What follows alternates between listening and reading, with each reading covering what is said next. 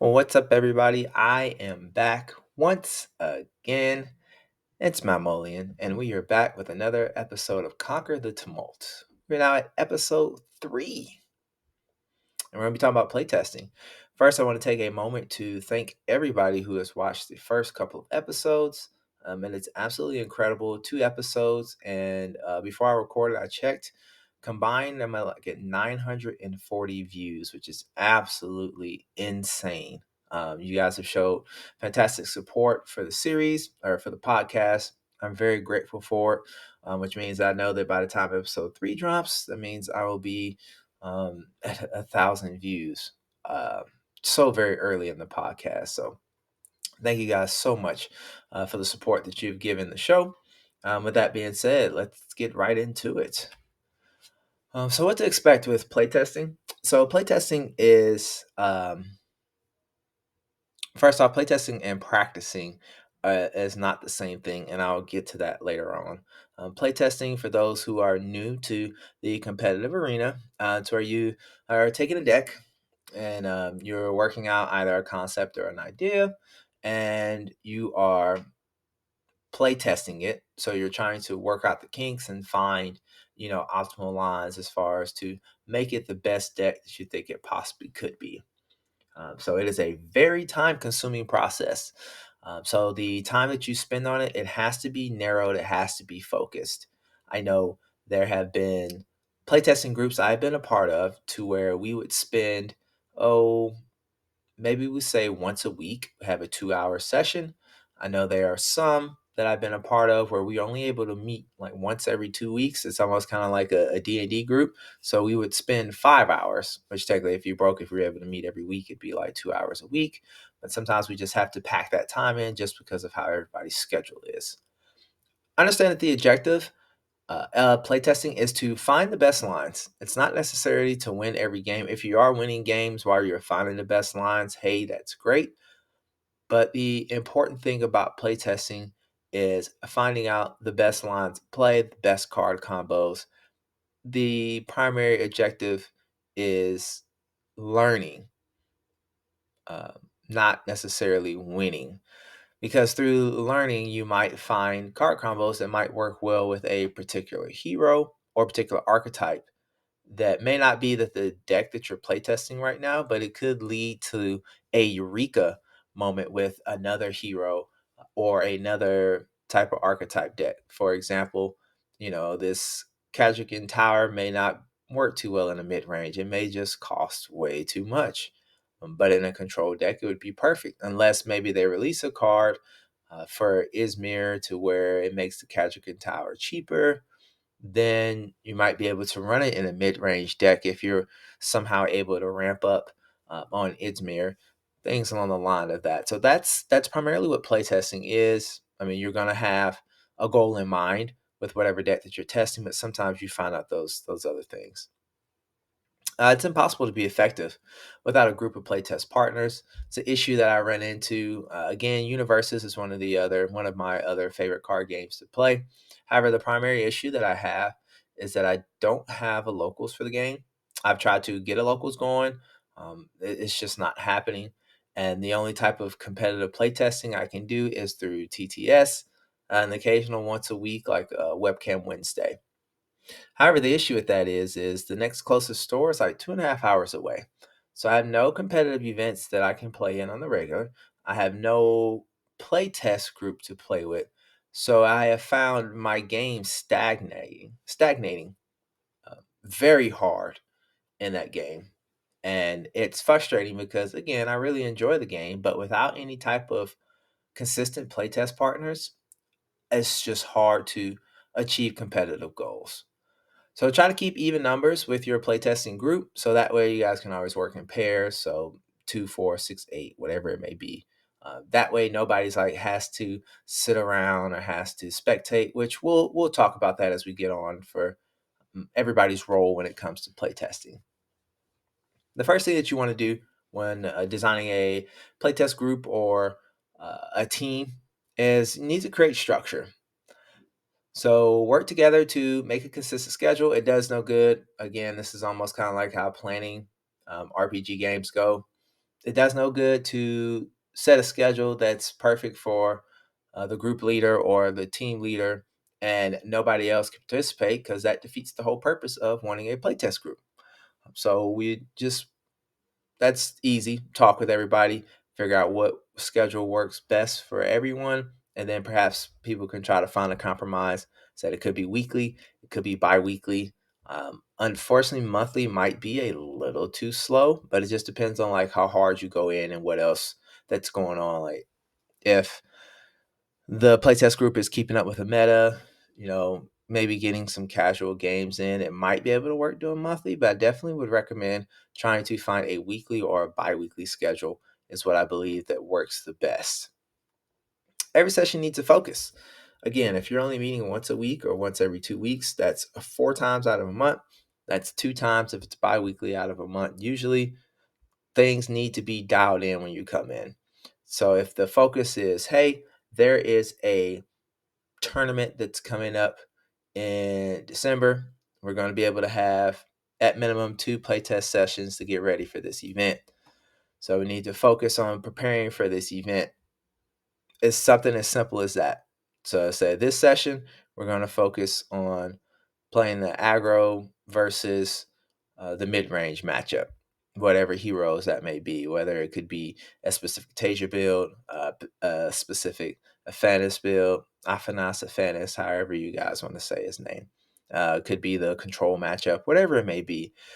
But having the sessions focus ahead of time, allows the rest of the group to come in prepared, and B, we're maximizing our time, the value of our time, by already knowing what we're heading into for the practice session for. And then brings me up to my next bullet, which is assign every person a task. An example of this is maybe having one player researching the best mid-range decks and then finding out which one that they may like or which one that seems to be the most popular, and bring that to the playtest session. Another one may be, finding the best aggro deck. Another may be, hey, let's find the best Kojo deck. What's the highest placing Kojo deck in whatever premier level or competitive level event that we have, and bring that one and let's see if we can figure out what it is that's making that one tick. Or it could be, we find that the best deck, there may be a content creator for, and what that player's job may be able to watch the video breakdown of it. They're discussing the best lines to play, the best card combos, to kind of hone in on that and figure out what that player was discussing that the weakness of the deck was, and try to figure out maybe how to shore it up while still keeping the strengths as strong as possible. Then the last thing is just to figure out how to do feedback. One thing about playtesting is it's going to be a lot of back and forth and a lot of critiquing. You need to figure out if that's going to be, hey, we're going to do feedback while we're playing, or we'll leave a little bit of time after we get a playtest game in and then do feedback immediately there. I would definitely recommend trying to get it done as soon as possible.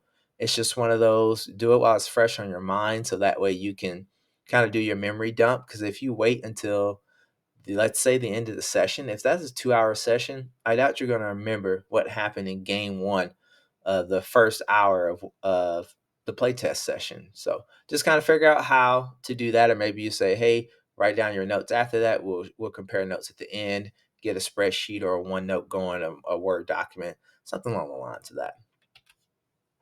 The don'ts. These are the things that it's what playtesting is not for, and that is custom brews. I know we love our cool custom brews. Pet decks, we'll get into a little bit. Some pet decks you don't bring. It doesn't help to playtest against something that you're probably not going to see in a tournament. If you think you got this crazy, kooky Tasia combo with something that's, either you do the combo and it works, but it's a super convoluted process, and you just want to like pop it off just so you have fun, don't bring that deck to play testing. It's a waste of, I hate to say waste of time, 'cause, I mean, if you're enjoying, but when we're talking about play testing in the competitive arena, you're very rarely going to play against custom brews. Now, not to say that you won't play against an off meta or somebody's pet deck, but again, the parameters of what's going to be like, oh gosh, I've never seen that type of deck before. Why would you even play that card in a competitive format? So on forth, just don't bring custom brews. Now, if it's a pet deck that you think might work, then like I said, that's different. You're saying, hey, I got this cool, neat pet deck. I want to see how it plays in a competitive format. Then by all means, bring it. But again, it will probably take some figuring out. But usually, most of the times, you will kind of know when it's just, oh, I just wanted to play this card. I don't think it's necessarily good. I just want to see it in the deck. The next thing I want to be, don't be sensitive about your critiques. Part of the playtesting is not only finding out what the optimal lines are of playing these decks, but also learning and gaining knowledge. Sometimes you'll find out that your pet decks or that really neat idea that you have for a deck is just not working out. And you can't be so attached to your deck that you brought or the idea that you're planning on doing with the deck, you can't be so attached to it that you get defensive about it when your playtest partners are probably telling you, hey, this is not working out, or maybe you need to change these cards around to try to make this try to make this work out. Now, on the other end, don't be a jerk while providing critique. Make sure that it is constructive criticism. Just don't just flat out and tell, yeah, your deck sucks. This Get it out of here. If you're buddies and you kind of understand how you understand each other, then by all means, okay. But I just not with a not I'm not going to say a random playtest group, but just don't be a jerk. There's ways to get your critique or criticisms across without necessarily hurting feelings and being a jerk about it. The do's, because I don't want to be super negative about all of that. Do allow take backsies, oopsies, whatever you want to call them. Just remember, the goal of playtesting is you're trying to find optimal lines and play the best lines to play.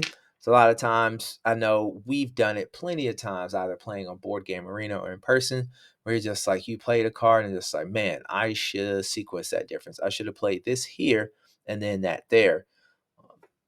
A lot of takebacks in playtesting is you'll be able to rewind the time, and let's say you're still going to go forth and make that play, and your partner make the same play they're still going to make either way, and then you can find out, okay, that was the right play to make, or maybe I needed to keep in mind that against Bravos, if my opponent has 2 mana left, maybe I need to do this play just to avoid the intimidation or whatever it may be. And that's what that's for. So definitely a lot of takebacks. I think you can set that in Board Game Arena to be able to have takebacks. I'm not 100% sure. I have to do a bit more exploring with that. But of course, in person, that's just as easy as, talking to your partner and picking it back up. The next thing you do is playing with open hands. It's very similar to takebacks. Playing with open hands will especially help the newer people in the scene, or perhaps you're playing a archetype that you're not used to. You're a mid-range player and you're trying to play some aggro, or you're an aggro player and you want to try out control.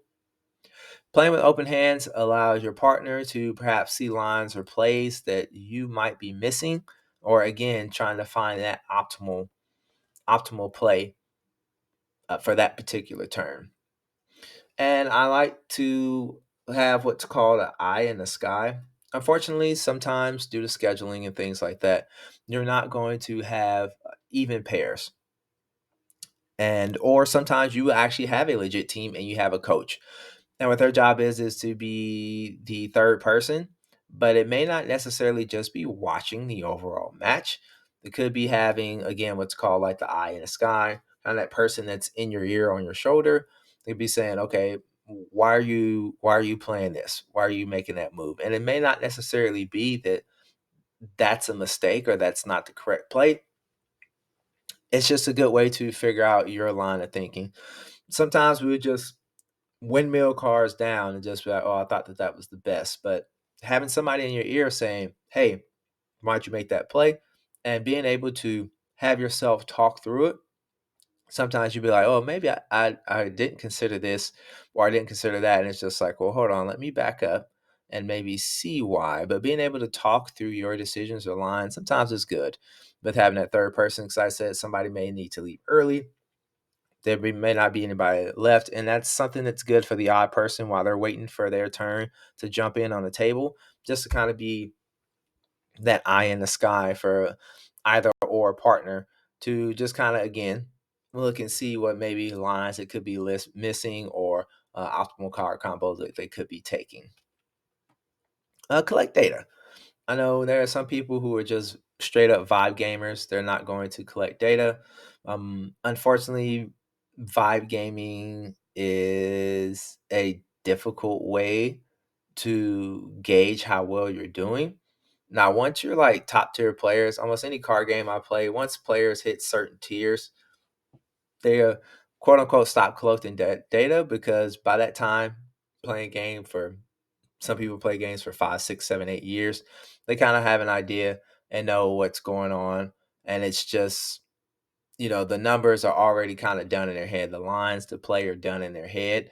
They're just figuring out how to do it with newer cards. So for those like newer players or the ones who are trying to make that jump up there, there's no shame in collecting data. It could just be a spreadsheet of matchups versus certain heroes or any particular archetypes. You might find out that you are playing a hero that is good into a particular matchup, but you're struggling. Well, you may not ever beat that hero, even though you're a favorite. But at least now that you know, okay, maybe it's something in my type of line of play. Maybe it's a skill issue and not necessarily a deck issue. These are the type of things that help if you're just kind of casual, or you may not even realize that you're doing that. You're losing against uh, every Waru that you play against, no matter what deck that you're using. It could be also data of top performing decks from tourneys as well. I know right now what I'm doing is the AWOL League, the online weekly league for Altered. There's a website called 39cards.com where they post all the um, decks that had gone 4 and 2 for the evening. And I like to look at those for certain heroes that I'm looking to play, and I try to match up what's going on. For example, if there's three Kojos that went 4 and 2, I want to see what are the common cards amongst those decks. I may not have been able to watch and see the lines of play, but if I see three Kojos that were 4 and 2, and all three of them are playing a rare Haven Bastion, then I probably need to play the Haven Bastion. Uh, or Bastion, however you guys want to call it, so on and so forth. So there's always data that you can collect. Not saying that numbers is everything, because you'll still need to play test deck and figure out how things work. But at the very minimum, you can at least put the cards together and figure out what's going on from there. At least at that point, the deck has been proven. You just got to figure out how to play it from there. Playtesting and practicing. I talked about this earlier. Playtesting is finding the optimal lines of play, the best card combos, gaining knowledge. That's primarily what playtesting is for. Practicing is honing in on that sequencing of play with said playtesting decks. Practicing against specific matchups, etc. I like to say that playtesting is like you're gathering all the ingredients and you're looking over the recipe, figuring out what adjustments you could make because obviously you've made the recipe a few times. Practicing, in fact, practicing a lot of times is now you're putting in. Excuse me, I don't know how loud that cough came through. But practicing is now that you're honing in on those, you've identified those lines of play. So now you're like really digging in on where it can be. Perhaps maybe that meat, maybe that the reason why it's just a little bit dry is because maybe you're smoking it a little bit too long, or you didn't put enough juice in there. And so that's what that honing in on the sequence is for. So like you've got the recipe, now you kind of need to get down to the minutia figuring out everything that's working. Now, practicing is almost treated like that competitive type of play. Practicing, I'm not going to allow takebacks or have open hand information or anything like that because we're past that point. That's what playtesting is for. The practicing is taking that and applying it in an actual quote unquote tournament setting. And that's when you would run some people call them grinds, some people call them gauntlets, but it's where you'll get together and you'll pair up and you'll just run like mock tournaments, round robins, or do like a 3-round Swiss just be paired up and go from there, just to simulate what an actual tournament would be, just to kind of get an idea of playing with the deck. Because the more that you practice and understand the deck inside and out, the less you can decrease the mental load, mental capacity. I can't remember what it's called. Is it called a PETA loop? I can't remember, but it's just something along the lines where you commit something to where you no longer have to take a part of your short-term memory and commit to it. It's almost like you can almost do it like it's the back of your hand, and in that way you can take that current brain power and focus more on the matchup or looking on what the best play would be, simply because you know like all your card combos and your sequencing and how that all lines up. All right. So are you guys ready to jump in for playtesting? I sure hope you do, because I am looking for about 3 to 7 people. Eventually, I would like to have a group of 8, and so that way we could just have 4 pairs. But I'm looking for 3 to 7 playtesting partners who are competitive minded. You don't necessarily have to have top finishes. You just want to be able to start doing well in altered tournaments, because technically organized play has not started yet. I mean, organized play has started, but everything is at a casual tier so far. Um, we are having like bigger events, but there's nothing that's officially been dubbed a competitive level event yet from Equinox for the event.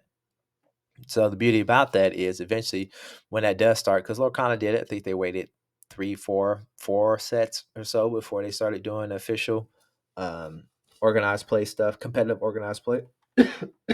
Excuse me. Star Wars Unlimited did the same thing. They waited 2 sets. Or yeah, 2 sets had released before they started doing competitive tier events, which is like planetary qualifiers. Because I Altered is going the same route as well too. But there's nothing wrong with being competitive, because there have been community events that have been put on. Obviously, Gamers Guild in Arizona. We had the event in France. And then Exalts do like a online season celebrations, and that's a competitive, community competitive event as well too. All play styles are encouraged. I want the control players, the mid range players, any other type of heroes that you might play. They may not have to be quote unquote meta, because we're all still trying to figure out the meta right now.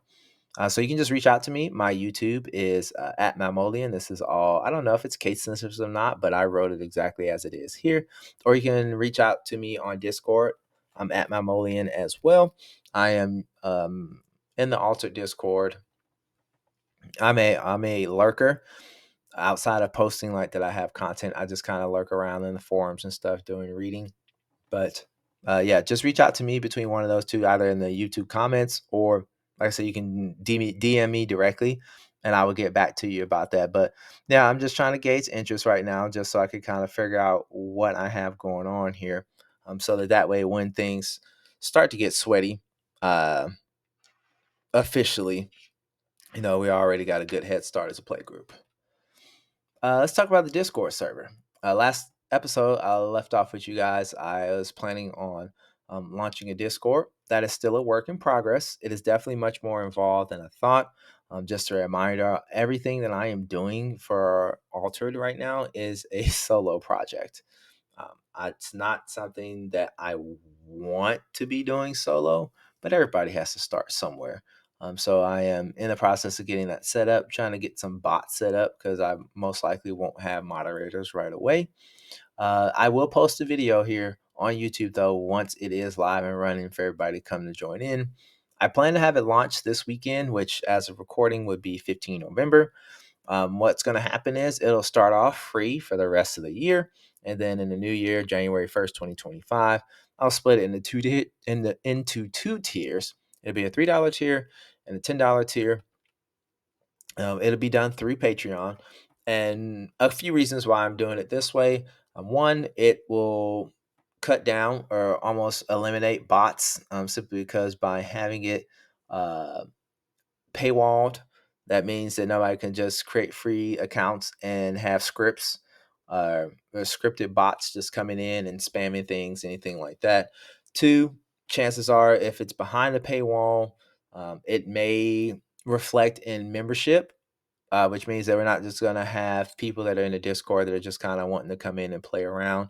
And that will also help me as well too to be able to manage Discord better, because I'm not just going to have, thousands of members in the community right away and trying to manage it all, or me just kind of randomly promoting moderators, because I would like for my moderators to be a good fit for what I want to do. I just don't want to be like, okay, yeah, you want to be a moderator, cool, whatever.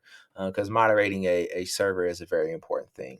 And I found that this method has worked very well for my wife as well too. Now that she has switched to the same thing, access to paywall, didn't have any ton of bots or spam, and everybody who is in the Discord wants to be there because they have paid for it, and it has been a healthy growth in her Discord. It's been a healthy growth for her community as well, outside of Discord, into her other socials as well. So it's definitely something that has been proven. I know KTOD did the same thing for Star Wars as well. I was a part of that as well. And it just seems to work really well. But I do want to break down, do have the $3 tier. Again, it'll all be linked through Patreon. I haven't figured out what the name is for the tiers yet. I would love to take any type of suggestions you guys have. But you'll get access to the server. Again, the server will be free till the end of the year. So all this will be starting 1 January. You get access to the server. We'll have live stream content. Now I was talking to you guys about having like town halls where I will get together. That would be live streamed in Discord, and I'll have it recorded. So that way all the Patreon members, you can catch the stream if you're in the Discord, and then get it uploaded on Patreon again 2 weeks before it would ever be uploaded on YouTube. I'm getting a little bit ahead of myself. But yeah, you guys will get a 2 week head start on YouTube. And then once a month, I will post deck lists, usually maybe do like a PDF or something like that, that have been what I feel has been tested enough that I would be comfortable taking to a competitive level event.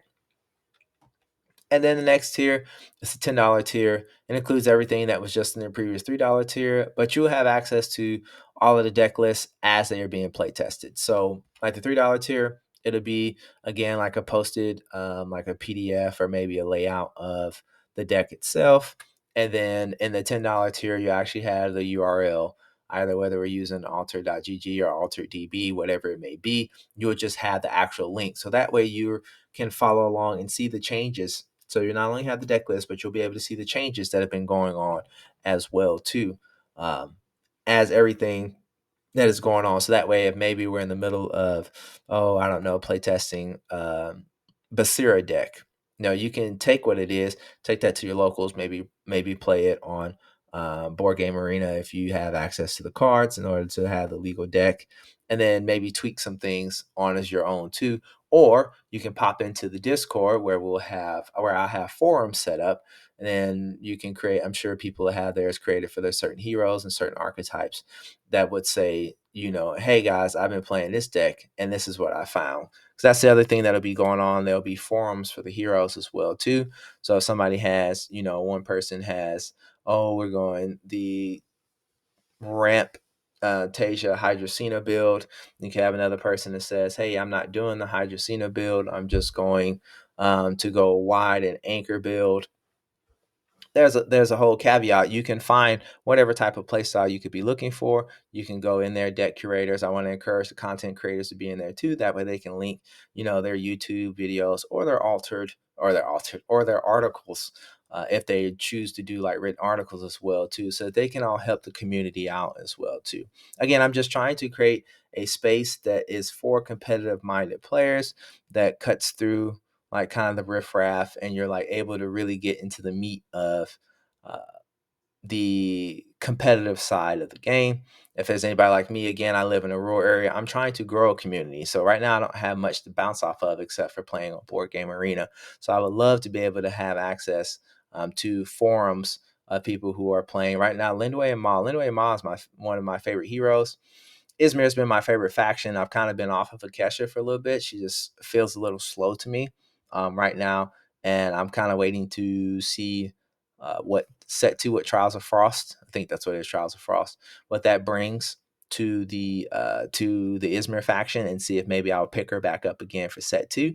But I'm really having a blast with Linway and Ma, but I don't get to test it as much. However, there might be somebody who started a forum who maybe have 2 or 3 Linways that they play on a regular basis, and maybe having a ton of success and be able to share what they're having a success with on those as well too. Also, I would like to expand and have cool things like swag.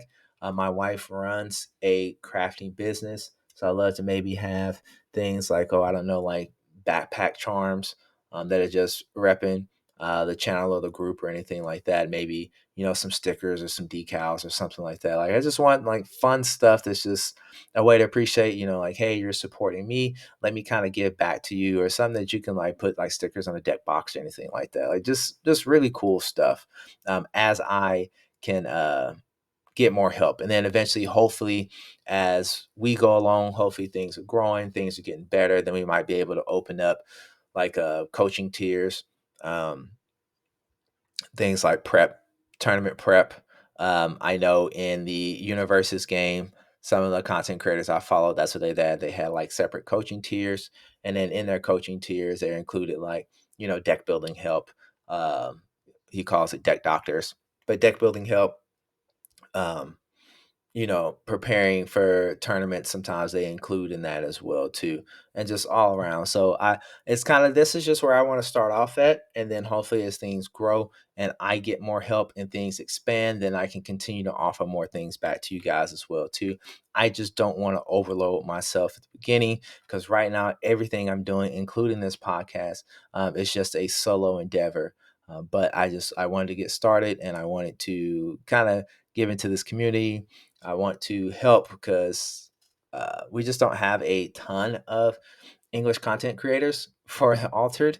And usually in a TCG, wherever it has originated at does better. And I can probably say that the EU has a incredible head start over North America right now. At least that's how it feels to me on BGA. When I play against American players, my ELO ranking goes up. When I play against players in the EU, it goes down. So definitely just trying to get together here and just build it up. And EU players, you guys are welcome too. I don't want you guys.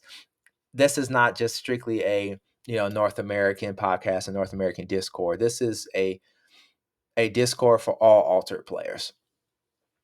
Just like the tumult has caused a breakthrough between the lines of fantasy and reality, it's the exact same thing here. I just want a